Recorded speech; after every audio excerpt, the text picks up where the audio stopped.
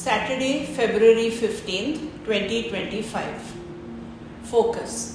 God said to the woman, "What is this that you have done?" The woman said, "The serpent deceived me and I ate." Do we try and evade responsibility for our actions, especially when we are at fault? For instance, we find certain things irksome, like speed restrictions where a highway intersects another road or where students or animals regularly cross. And when an accident happens due to our negligence, we look for someone or something to blame. This mirrors the story of Adam and Eve in the Garden of Eden. Adam blamed Eve and Eve blamed the serpent.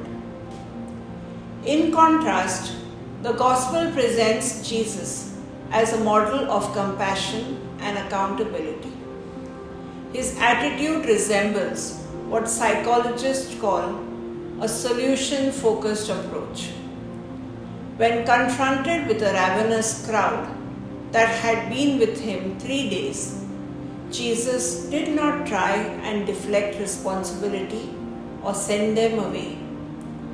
Even though they had followed him of their own accord, he assumed responsibility for their needs. He took whatever was available, 7 loaves and a few small fish, and fed them with love and compassion.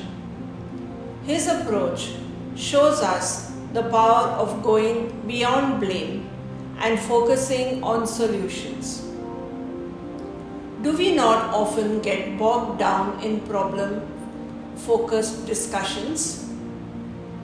Jesus invites us instead to look towards future possibilities and use our God-given resources to achieve positive outcomes.